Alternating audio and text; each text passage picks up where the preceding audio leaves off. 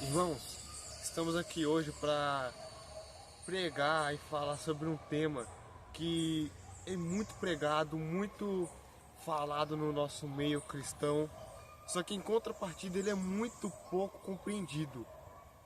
Então hoje viremos aqui explanar e ajudá-los a compreender o tema das 10 virgens, a parábola das 10 virgens.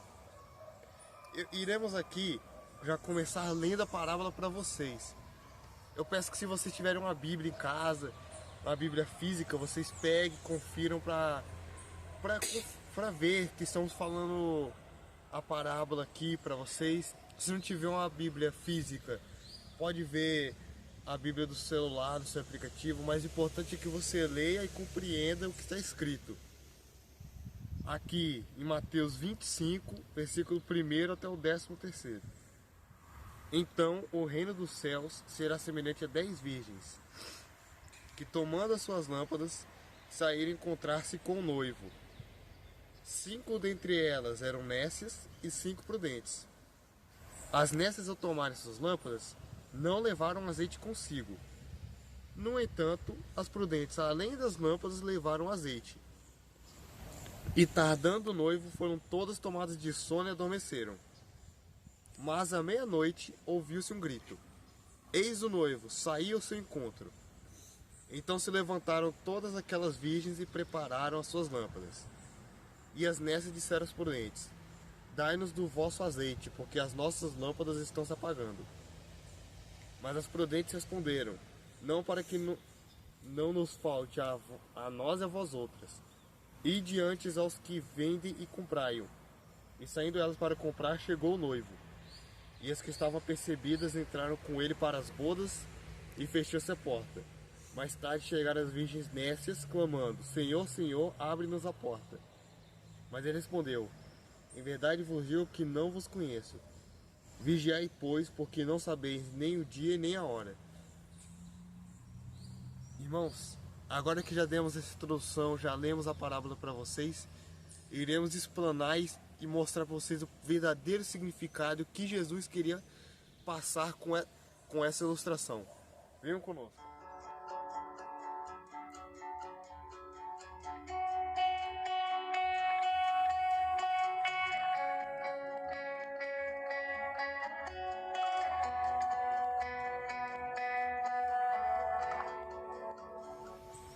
Oi, gente. Primeiramente, paz e graça. E pra gente entender esse vídeo e essa passagem, a gente primeiro tem que entender que o que está aqui, Mateus 25, do 13, na verdade é uma parábola. Uma forma mais simples de Jesus explicar pra gente coisas muito maiores do que a nossa compreensão. Como as pessoas fazem na escola, que fala, em vez de falar 50 menos 30, fala João 20 tinha 50 maçãs, comeu 30. É uma forma muito mais simplificada. Primeiro a gente tem que entender que é uma parábola. Depois a gente tem que entender que não existem 10 virgens literais. Na verdade, essas 10 virgens é uma forma de Jesus representar que sempre existem dois tipos de grupos na Terra, que são o tipo das prudentes e o tipo das nécias, que somos nós, que é todo mundo do mundo. É como se nós continuasse nossa vida, mas eu e Painho fizesse parte das prudentes, que continuaram a sua vida na orientação de Deus. Só que a Inês e Jonatas, eles continuaram a sua vida sem essa orientação. Eles continuam dispersos, sem intimidade com Jesus. Eles apenas conhecem, como a gente faz hoje, conhece alguém, conhece um pastor que conhece alguém da Bíblia que conhece Jesus. Mas esse alguém que conhece esse pastor não pode mudar você, porque você tem que ser como esse alguém da Bíblia e conhecer e ter intimidade com Deus. Pessoalmente, porque a salvação aqui, como mostra, é individual e cada um tem que fazer a sua parte, não é verdade, meu irmão Fábio? Tanto que a gente também vê na Bíblia o próprio exemplo de alguns personagens que eram pessoas que conheciam alguém que conheciam Deus, e a gente sabe que o desfecho da história dele não foi dos melhores, né? Não faça como Ló. Não faça como Ló da Bíblia, que ele era uma pessoa que conhecia Abraão, que conhecia Jesus. Você tem que Tanto ter que na Bíblia intimidade com fala Deus. Deus de Abraão e de Isaac, mas não fala Deus de Abraão, de Isaac e de Ló. Era Deus de Abraão, Isaac e de Jacó.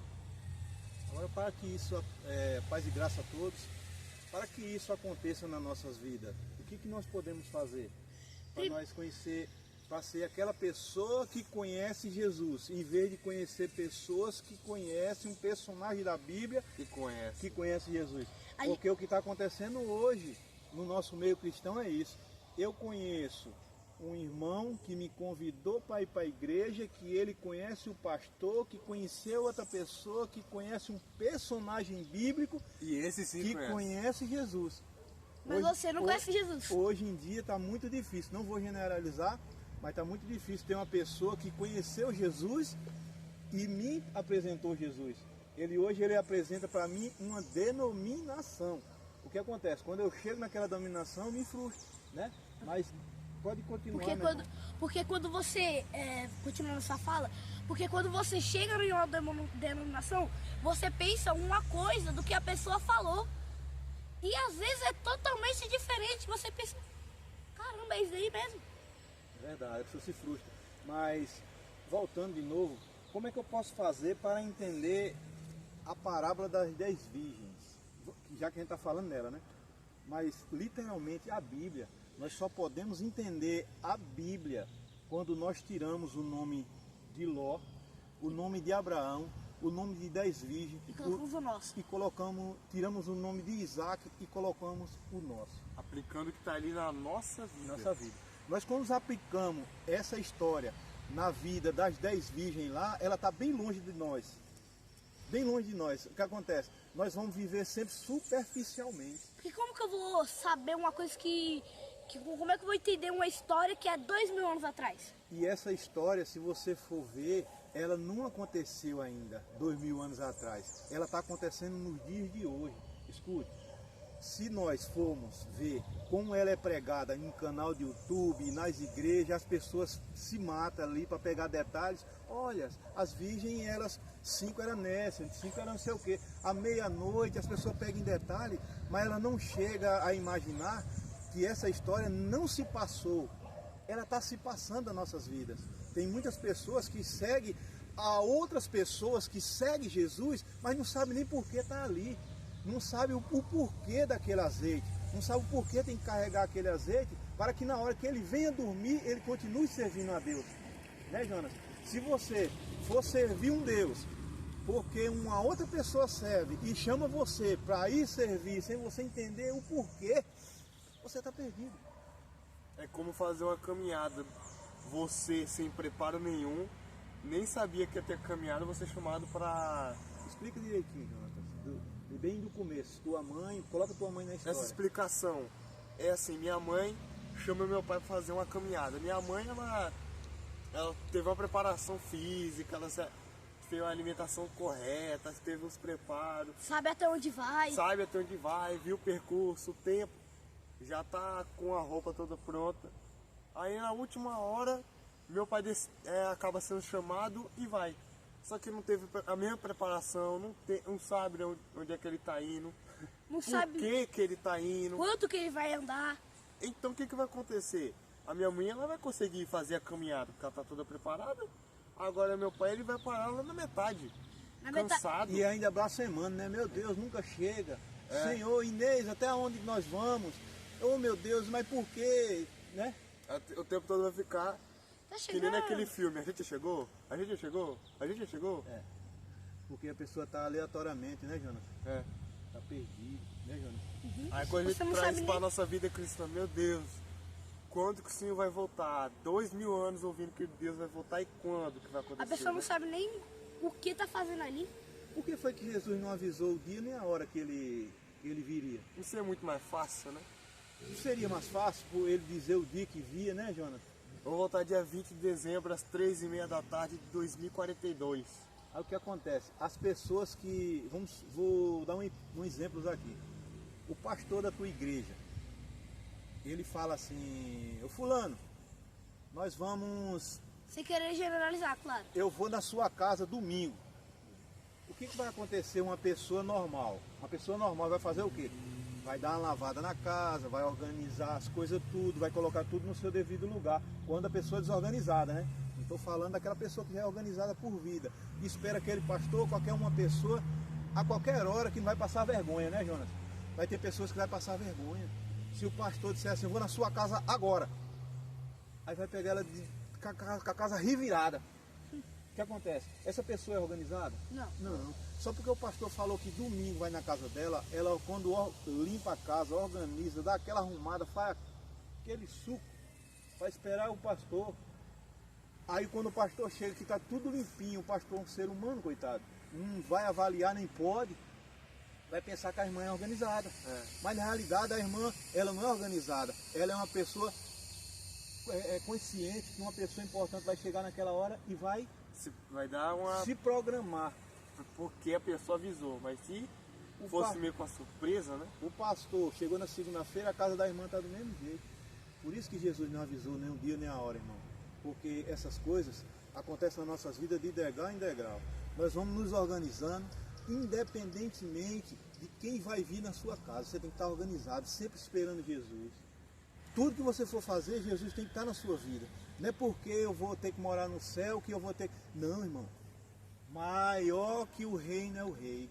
E você tem que estar esperando Jesus na sua vida como sempre, organizado, como se fosse agora.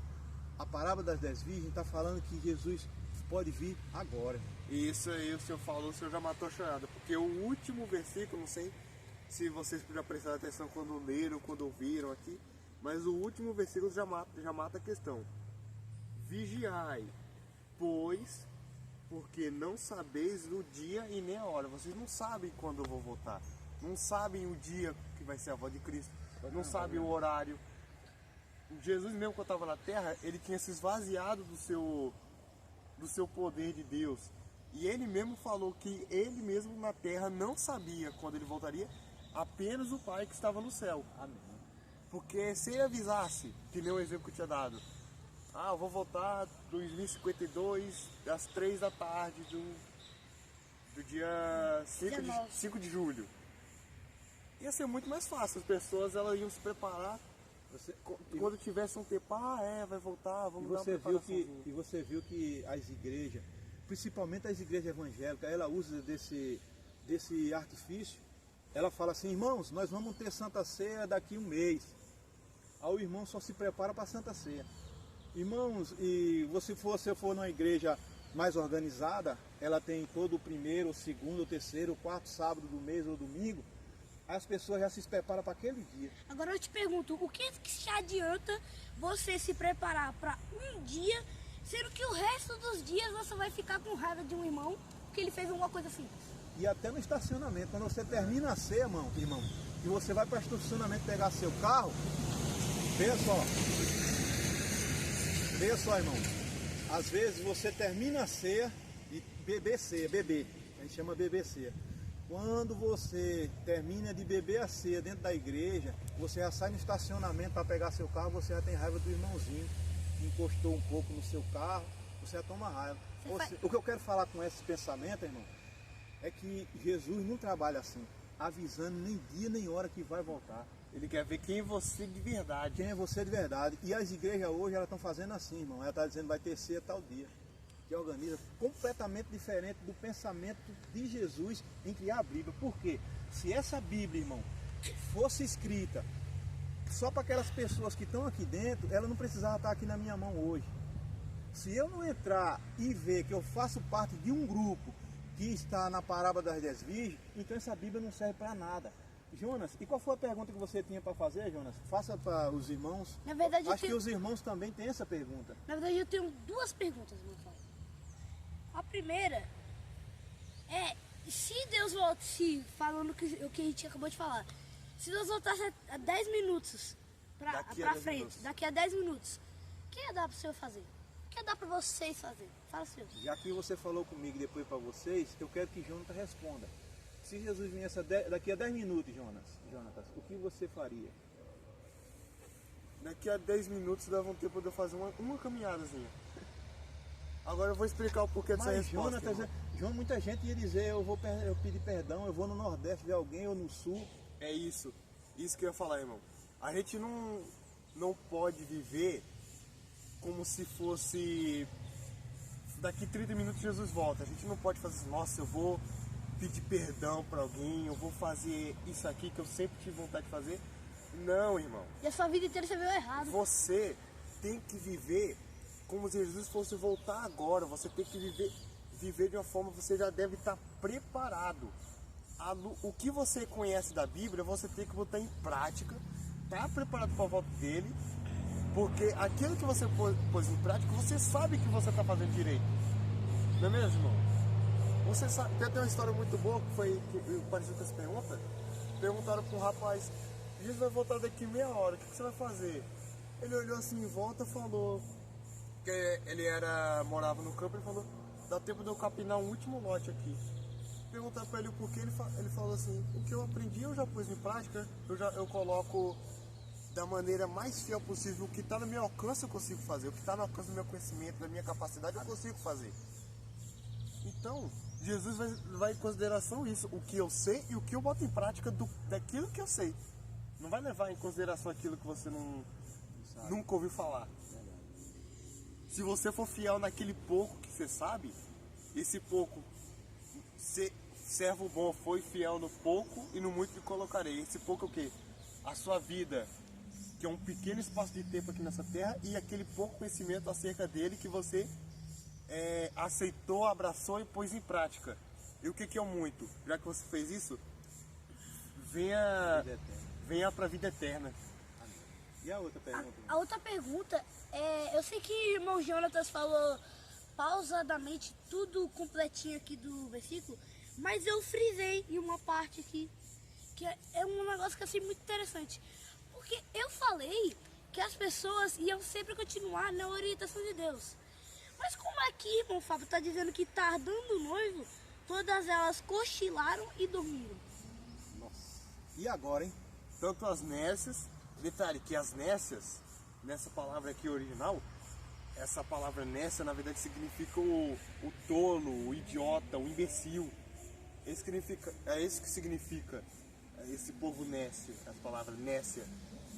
E a única vez que eu lembro a Bíblia falar, usar um termo tão pesado assim, É porque briga com... usado com o nécio, é utilizado, se eu não me engano, em Salmos 14:1, que fala, o tolo diz no seu coração que Deus não existe.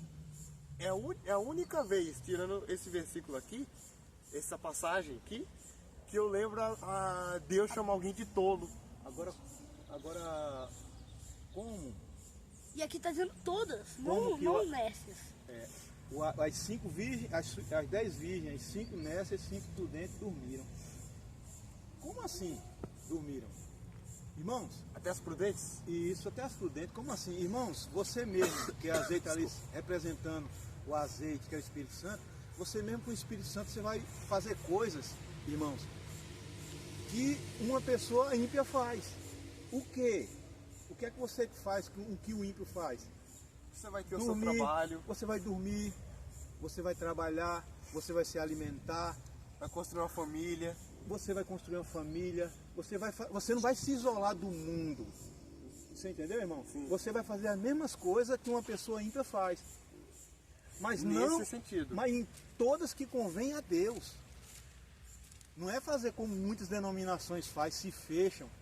Tanto faz fulano vir como se ele vinha de salvação, se não vinha ele é de perdição, uma predestinação inexistente.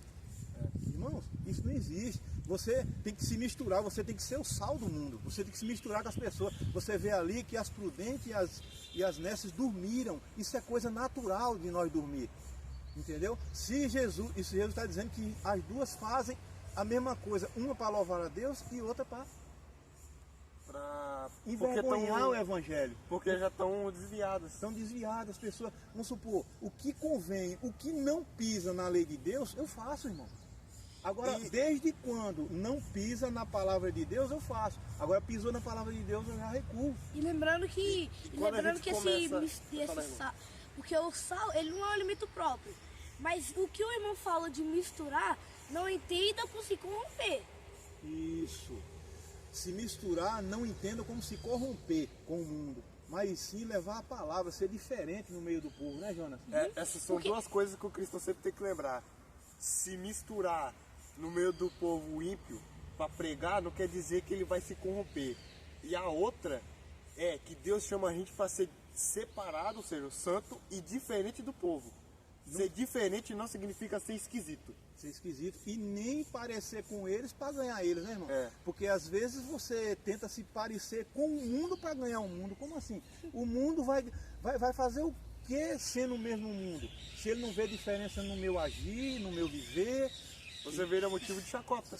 Porque uma pessoa que se diz cristão, que tenta imitar o mundo, ele se torna ridículo. Ele se torna ridículo, porque hoje... Até o mundo acha ridículo. Até o mundo acha ridículo, porque você pode ter um pouco de luz na sua vida e você transforma aquela luz, quer transformar em treva para ganhar as trevas. Não é assim. Qual é o seu papel, cara? O seu papel é você dar sabor às coisas. É você chegar dentro de um lugar, uma firma que você trabalha, ou de um lugar que você vê que as pessoas não seguem o mesmo Deus que você, e você ser diferente. Não é você cair, uma pessoa contar piada e você dar risada. Você dá risada do cara caiu, ou de um que o cara bebeu e tá fazendo coisas que não deve. Isso não é se misturar para ganhar ele, é você ser um deles. Quando eu vou pra escola, eu vivo, mas quando as pessoas me perguntam de mim por que eu sou diferente, eu falo. Amém. Porque esse é o meu dever. Eu tenho que viver também. Eu tenho uma vida pra mim. Eu não sou uma árvore. Aleluia. Eu não fico só plantada ali no mesmo lugar. Eu também vivo, eu também dou risada, eu como, eu fico com minha família, eu gosto deles, eu tenho Mas você empatia. vai sempre ter aquele diferencial. Sim, eu tenho esse diferencial. Você tem que passar para as pessoas esse diferencial, né, Jonas? Por isso que nós ainda estamos no mundo, né, irmão? Não querendo ser melhor nem pior do que ninguém. Diferente. Ser diferente. Nós apresentar Jesus para as pessoas e não apresentar uma denominação. Porque quando nós apresentamos uma denominação, nós estamos dizendo que todos são iguais lá dentro, e não são. Você viu as 10 virgens? São 10 virgens, todas diferentes, 5 e 5, 2 grupos.